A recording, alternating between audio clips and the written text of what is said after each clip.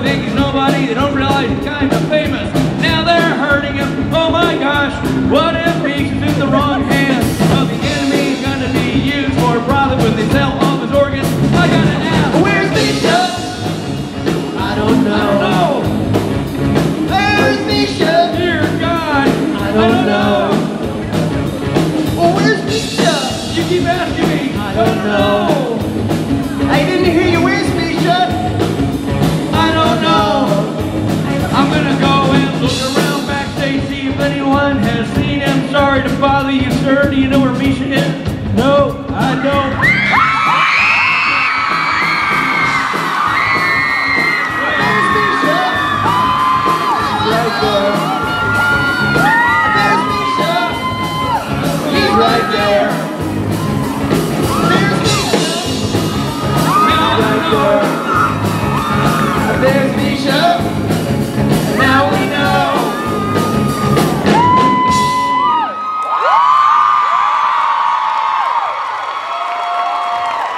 Okay, I'm thrilled to have Misha here.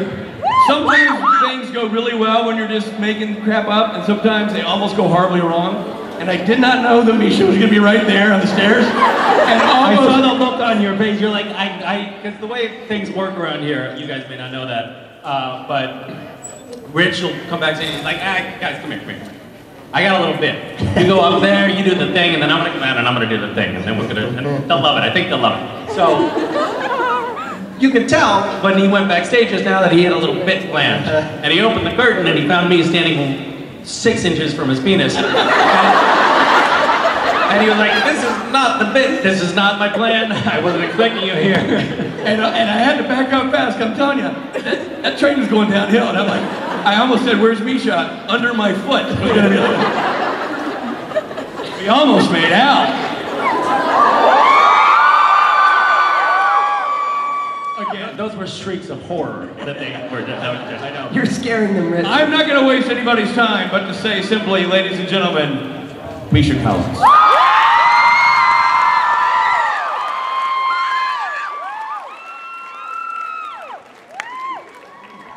By the way.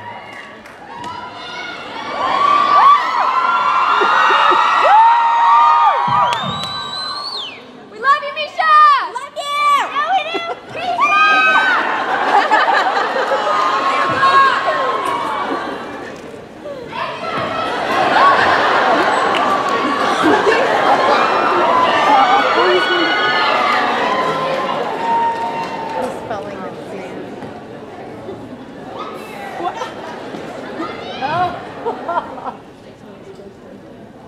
I've never done a promposal. That's a clever twist before, so I'm just gonna wing it.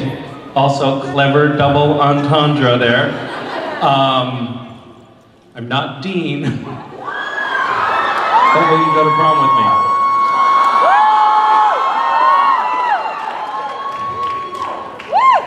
me? There's no RSVP information here, so I don't know how to get in touch with. What's that? The date's on the back. May 13, 2016. Great. That's a good start in terms of logistics. There are other factors that we should talk about at some point. Like where? Ah, I see. So, she's not telling me where until I agree to go. You drive a hard bargain, young woman. How, does that mean that you're 16 or 17 years old? You're 18. Really? Everyone's like, yeah, she's legal. This is a disgusting crowd. I didn't realize how lascivious you were until just now. Holy shit, it's a big crowd too. Oh my God. This is terrifying. There are thousands of people in this room. By show of hands, how many of you are from Florida? And how many of you are foreigners, outsiders, not from Florida? Respectable showing, but a significant portion of those are from Georgia, right? Yes. Okay. What? Carolina! I don't speak that language. I'm sorry. And how many of you are from Ecuador? One. Yes.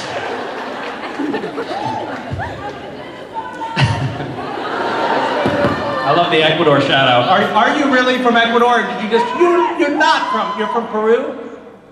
That's not Ecuador. Same continent. Wait, there is someone from Ecuador? Oh, she's jumping quite high. Oh, okay. I believe you. Based on enthusiasm alone, I take you as an Ecuadorian. Glad you made it. I haven't yet, I'm still thinking about it. You cut me a little slack, all right? Are you asking anyone else to the prom? Just me? Oh, that's so much pressure. Can we work this out a little bit? If I say, this is totally hypothetical and probably won't happen, but if I, for some reason, said no, would you then have somebody else that you would ask after that, or is this it? Like, Oh God. So much pressure.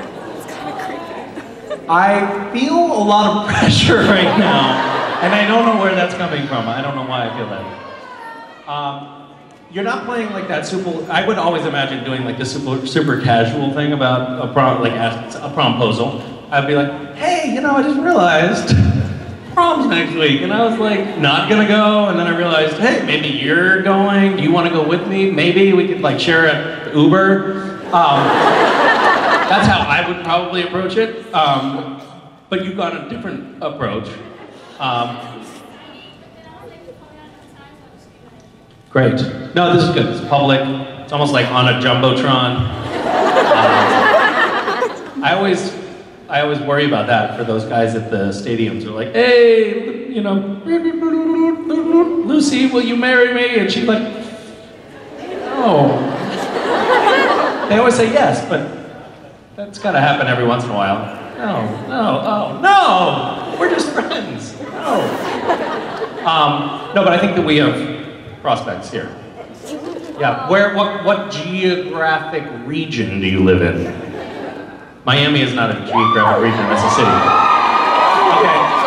Okay, so great. So as far as continental US, as far as you can get away from where I live. Perfect. Does your father own a private jet? No, so that's sort of a strike against you. I'm still working on it though. Still thinking it over. Thank you for the invitation. Say maybe. Say maybe. Say maybe. I love that the crowd is like getting angry. It's like, say yes, you asshole! Go to the fucking prom with her, you prick! Jesus. How hard is it? Nobody loves her, man. How could you do this to her? I'm thinking about it. I'm feeling really guilty right now, so it might work. How are you? Oh, I can't hear you. Can you guys hear her? Hello? Yes. Hi, Misha Collins. Hi, how are you? I would like to know, what is the worst prank that Jetson and Jared have ever pulled on you? That's so hard to pick.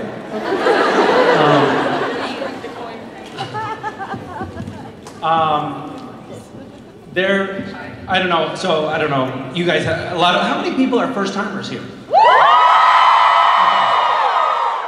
So you guys haven't met Jared and Jensen yet. I'm sure a lot of you will be here tomorrow and you'll get to meet them and you'll see that they're horrible human beings.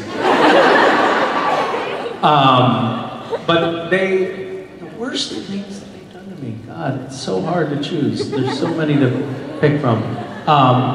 Because they're bad in different ways, the things that they've done to me. Like, you could say, oh, well, you know, the time that Jared put, you know, fish under the seat of my car and left it there. That's bad, because that ruins your car, right? And it smells terrible. Or you could say the time that Jared pied me in the face in front of the whole crew. And then Jensen waited until I changed my clothes and got cleaned up and then did it to me again.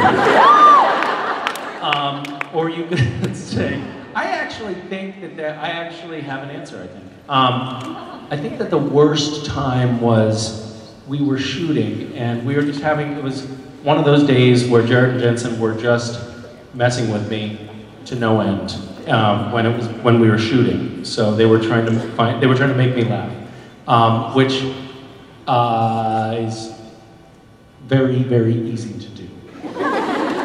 If I'm not supposed to be laughing, I can pretty much not help myself, and I will laugh. Like for instance, in my 6th grade teacher's funeral.